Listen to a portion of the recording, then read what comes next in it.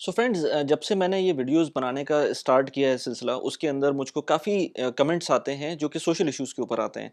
मेरा normally topic होता है पर्सनल फाइनेंस या प्रोडक्टिविटी और मैं टेक्निकल चीज़ों के ऊपर ही ज़्यादा कोशिश करता हूँ कि उन पे एम्फेसाइज़ करूँ क्योंकि मुझे लगता है कि फ़िलॉसफिकल चीज़ें वो मैं शायद बात भी नहीं कर सकता उन चीज़ों के ऊपर, लेकिन ये कुछ ऐसा रिलेटेड टॉपिक था जो मैं जब मैंने एक रिटायरमेंट के ऊपर वीडियो बनाई थी आज से कुछ दिनों पहले। मुझे नहीं पता ये वीडियो कब अपलोड होगी, लेकिन आज से कोई 2-3 हफ्ते पहले मैंने एक रिटायरमेंट के ऊपर वीडियो बनाई थी। उसके अंदर कमेंट्स के अंदर मुझको कुछ इस तरह की बातें आईं कि मैंने कहा यार इस टॉपिक के ऊपर बात करनी चाहिए क्योंकि ये मैं खुद डे इन डे आउट इस तरह की चीज़ें देख रहा होता हूँ।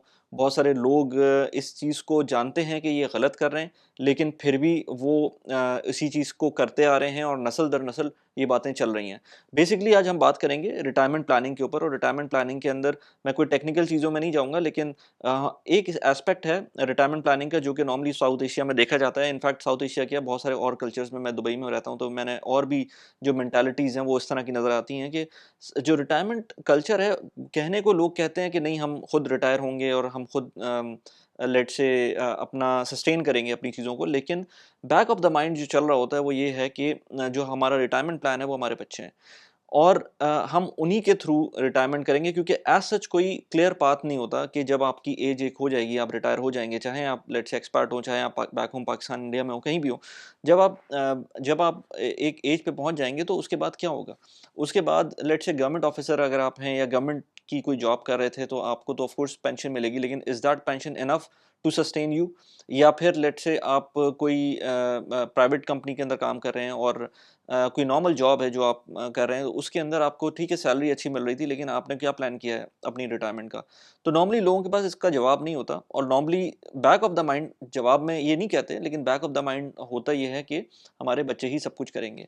अब मैं ये 2 पॉइंट ऑफ व्यू से बात कर रहा हूँ। एक तो ये कि ऑफ कोर्स अगर आप खुद इस डायलेमा से गुज़र रहे हैं कि आपको अपने पेरेंट्स को सपोर्ट करना है फाइनेंशियली, और इसमें कोई बुरी बात नहीं, फाइनेंशियल सपोर्ट करना ऑफ कोर्स हर एक की सिचुएशन डिफरेंट होती है और यू नेवर नो कि क्या मतलब जो लाइफ में किस टर्न पे किस तरह से आप पहुँचते हैं, तो यू नेवर नो। लेकिन आप ये देखें कि अगर आप खुद इस डायलेमा में के हैं तो ऑफ कोर्स आपको अपना इनकम बढ़ानी पड़ेगी। उस पॉइंट ऑफ व्यू से कि आपको बड़ी फैमिली सपोर्ट करनी है, क्योंकि ऐसे लोग भी मैंने देखे हैं जो अपने पेरेंट्स को ही नहीं बल्कि एक्सटेंडेड फैमिली को भी सपोर्ट कर रहे होते हैं और फिर जितनी इनकम होती है वो कम पड़ रही होती है, फिर उसको बढ़ाने की कोशिश करते हैं। तो ये तो इसमें कोई डाउट नहीं है कि आपको अपनी इनकम बढ़ानी पड़ेगी अगर आप इस डायलेमा से गुजर रहे हैं। लेकिन एट द सेम टाइम अगर आप इस डायलेमा से गुजरते हुए अपना कुछ रिटायरमेंट प्लान नहीं कर रहे हैं, तो वो आप और गलत कर रहे हैं। अपनी आगे वाले जो आपके बच्चे आ रहे हैं उनके लिए आप गलत कर रहे हैं। तो आपको एक तो ये कि खुद प्लान करना चाहिए अपने लिए, और प्लान ये भी करना चाहिए कि मैं किस तरह से सपोर्ट करूं, या लेट्स से आपको लगता है कि आपके या पेरेंट्स या एक्सटेंडेड फैमिली आपसे वो गलत कर रहे हैं और उनका बजट आपके जो बजट से है वो इन लाइन नहीं है, क्योंकि जाहिर सी बात है आप खुद उनको सपोर्ट कर रहे हैं, आप उनको खुद सस्टेन करवा रहे हैं, तो उनको आपके हिसाब से चलना पड़ेगा। तो अगर इस तरह से सिचुएशन है तो वो तो अब मैं उसमें कुछ नहीं कर सकता ना कि आप ने पीछे आपके साथ क्या हो रहा है, क्योंकि ये तो आपकी फैमिली का मैटर हो गया। लेकिन आगे आप क्या कर सकते हैं वो इम्पोर्टेंट है, क्योंकि आगे मैंने जो देखा है वो लोगों को अपने बच्चों की एजुकेशन और बच्चों की शादी, ये 2 चीज़ें इम्पोर्टेंट होती हैं। वो करने के बाद फिर वो अपने रिटायरमेंट का सोचते हैं। लेकिन मेरे ख़्याल से शादी के ख़ैर ख़ैर तो मैं कहता हूँ कि उसके अंदर तो कोई ख़र्चा होना ही नहीं चाहिए। अगर किसी को कोई इतना शौक है ख़र्चा करने का तो वो अपने पैसों से कर सकता है, क्योंकि मेरे ख़्याल से आपका जो प्राइम मकसद होना चाहिए वो अच्छी एजुकेशन होनी चाहिए, एंड उस बच्चे को जो दुनिया में चलने का जो तरीका है वो सिखाना चाहिए। उसको फ़िश करना आना चाहिए, उसको फ़िश खिलाने की आदत ना रखें। वो एक बड़ा मशहूर एक सेइंग है ना कि if you teach a man to fish you feed him for a lifetime, यानी कि आप अपने बच्चों को इस चीज़ का आदी ना बनाएँ कि वो लेट्स से इवन जॉब के अंदर जाने के बाद भी आपके घर के अंदर ही रह रहे हैं कि जस्ट बिकॉज़ वो लेज़ी हैं। तो उन उनको थोड़ा-सा सिखाएँ शुरू से कि वो कैसे दुनिया में किस तरह से काम होता है। बहुत सारे लोगों को मैंने देखा है जो कि कॉर्पोरेट एनवायरनमेंट में जाकर वो फँस जाते हैं। वो कहते हैं कि यार ये किस तरह से हमसे बात हो रही है। हम तो एक सर्टेन किस्म की एक हमारे पास प्रिविलेज था जो कि घर में था, वो अब नहीं रहा है ऑफ़िस के अंदर। तो वो उनको शुरू से बताना पड़ेगा आपको। मैं ये सिर्फ़ कह रहा हूँ आपसे कि आप अपने बच्चों को सिखाएँ कि सिखाएँ उनको, उनको अच्छी एजुकेशन दें, लेकिन not at your retirement expense. Retirement expense आपका आपको खुद प्लान करना है। अब वो किस तरह से करना है? आपको कोई पेंशन प्लान लेना है, आपको कोई म्यूचुअल फंड के थ्रू इन्वेस्टमेंट करनी है, आपको कोई लेट्स से अपनी प्रॉपर्टीज़ का पोर्टफोलियो बनाना है, लेट्स से आपको कुछ भी करना है। लेकिन मैंने बल्कि इनफैक्ट ना सिर्फ ये कि लोग फाइनेंशियली अपने बच्चों को के ऊपर रिलाय कर रहे होते हैं, कुछ लोगों को मैंने देखा है वो मेंटली जिस चीज़ के अंदर वो खुद चाहते हैं कि या चाहते थे अपनी लाइफ के अंदर कि वो अचीव कर सकें, वो उस तरह की चीज़ अपने बच्चों से अचीव करवाना चाहते हैं। मैं इसकी एग्जांपल 2 एग्जांपल्स देता हूँ। एक तो ये कि अगर लेट्स से कोई बिज़नेसमैन है और उसने लेट्स से अपना बिज़नेस अब खड़ा कर लिया है, तो वो चाहता है कि मेरा बच्चा भी उसी बिज़नेस के अंदर आए। तो वो थोड़ा-सा अनफ़ेयर होगा उस बच्चे के लिए। डेफ़िनेटली मैं ये कहूँगा कि कोई भी जो अक्लमंद आदमी होगा वो अपने जो पेरेंट्स का बिज़नेस है वो सँभालने के लिए ज़्यादा बेहतर है। अगर वो बिज़नेस सही चल रहा है तो व्हाई नॉट? लेकिन एट द सेम टाइम आपको ये भी देखना पड़ेगा कि वो उस बच्चे का एटीट्यूड क्या है। हो सकता है वो बिज़नेस ना कर सकता हो या ना करना चाहता हो। तो वो आपको देखना पड़ेगा। एक और मैं एग्ज़ाम्पल देता हूँ, एक मेरे जानने वाले हैं, वो स्पोर्ट्स एंथुसियास्ट थे, लेकिन वो खुद तो कुछ नहीं कर सके, लेकिन अब वो ट्राई कर रहे हैं कि उनका बच्चा अब उसका दिल लगे ना लगे, लेकिन उसको एक पर्टिकुलर स्पोर्ट के अंदर वो ऊपर लेके जाना चाहते हैं।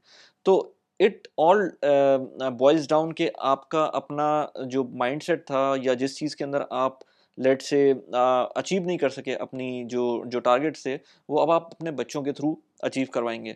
तो ये भी एक इम्पॉर्टेंट चीज़ है कि ना सिर्फ फाइनेंशियली बल्कि मेंटली भी अपने बच्चों को थोड़ा-सा आज़ाद छोड़ें और उनको अगेन वही बात है कि उनको समझाएँ, उनको बताएँ, उनको समझाएँ कि दुनिया किस तरह से चल रही है। लेकिन एट द सेम टाइम वो जब कामयाब होंगे तो ऑटोमैटिकली आपका रिटायरमेंट इनकम बन जाएगी उनके थ्रू। लेकिन जब वो कामयाब होंगे जब की बात है। आप अपना प्लान ना छोड़ें। आप जब ये डिसाइड नहीं कर पाएँगे कि आपको रिटायरमेंट में क्या करना है, आप सिर्फ़ ये सोच रहे होंगे कि लेट्स से इसकी बच्चों की अगली साल की फ़ीस कितनी है, उससे अगले साल की फ़ीस कितनी है या कितनी फ़ीस पे करनी है। उसके बाद का आपके पास कोई प्लान नहीं होगा। आपको ये नहीं पता होगा कि आपको अपनी ज़िंदगी में क्या करना है। आपको रिटायरमेंट के बाद सिर्फ़ और सिर्फ़ घर में बैठे रहना है, सिर्फ़ अपनी हेल्थ के ऊपर एक्सपेंसेस होंगे या आपको कहीं घूमना-फिरना भी है, आपको कहीं बाहर जाना है। वैसे ओवरऑल अगर देखा जाए तो ठीक है, रिटायरमेंट को मैंने मैंने एज़ आई सेड कि बच्चों पे रिलाय नहीं करना चाहिए। कुछ चीज़ों में आप रिलाय कर भी सकते हैं। वो किस तरह की चीज़ें हो सकती हैं? अब मैंने अपने फ्रेंड सर्कल के अंदर मैंने कुछ ऐसे पेरेंट्स देखे हैं जो अपने एंड के ऊपर काफ़ी ज़्यादा लेट्स से फाइनेंशियली इंडिपेंडेंट थे। उनको बल्कि वो कुछ ज़्यादा ही फाइनेंशियली इंडिपेंडेंट थे, उनको किसी चीज़ की भी ज़रूरत नहीं थी। लेकिन उन्होंने अपने बच्चों को बाहर भेजा, उनके बच्चे बाहर गए। दे acquired the PR of certain countries और उसके बाद उन्होंने अपने पेरेंट्स का भी वीज़ा लगवा दिया। उस वीज़ा प्रोसेस के अंदर, उस पूरे पेपर वर्क के अंदर उनको अपने पैसे कुछ डालने ही नहीं पड़े। सब कुछ उनके पेरेंट्स ने उनको कहा कि यार कोई मसला नहीं है, तुम हमारा सिर्फ़ वीज़ा लगवा दो और उसके बाद हम वहाँ आ जाएँगे। इनफैक्ट हम वहाँ पर खुद ही रह लेंगे, हमें कोई मसला नहीं है। We will be let's say तुम्हारे घर के करीब रह लेंगे। तो जब इस तरह की कोई सपोर्ट मिलती है तो बच्चे भी खुद आगे निकलने की कोशिश करते हैं। रीज़न ये है कि उनको कोई वो बाइंडिंग नहीं होगी लेट्स से फाइनेंशियली कि मुझे इतने लिमिट, क्योंकि जब आप यंग होते हैं तो आपके पास लिमिटेड इनकम होती है, तो उस टाइम पर भी आपके पास बाइंडिंग नहीं होनी चाहिए कि आपकी ये इनकम कहीं और खर्च हो रही हो। तो ये इम्पोर्टेंट है बच्चों के लिए भी कि वो इतना कमा सकें और फिर उसको अपनी फैमिली में खर्च कर सकें, रादर देन एक्सटेंडेड फैमिली के अंदर आप एक्सपेंस कर रहे हो या अपने पेरेंट्स को फाइनेंशियली सपोर्ट कर रहे हो। अगेन मैं बार बार ये कह रहा हूँ कि ये किसी के साथ भी हो सकता है कि आपकी फैमिली सिचुएशन कुछ चेंज हो जाएँ, बदल जाएँ, लेकिन एज़ अ प्लान इसको नहीं लेके चलना चाहिए कि आपके प्लान ही यही है कि आपके जो रिटायरमेंट के एक्सपेंस होंगे, वो आपके बच्चे बियर करेंगे। सो पॉइंट सिर्फ़ इतना है कि आप एक तो रिटायरमेंट प्लान अपना रखें, उसकी वजह से आपको खुद भी फ़ायदा होगा, ऑफ़ कोर्स आप खुद एक कॉन्फिडेंस आपके अंदर आएगा कि आप खुद कुछ भी कर सकते हैं। दूसरों से जब पैसे माँगते हैं, चाहे वो आपकी अपनी औलाद ही हो, तो वो एक अच्छी फीलिंग नहीं होती है। लेकिन कुछ लोग होते हैं जिनको आदत पड़ जाती है माँगने की, तो वो एक अलग ही कैटेगरी हो जाती है, वो आप किसी से भी पैसे माँग सकते हैं। लेकिन अगेन ये दोनों साइड से बात कर रहा हूँ मैं।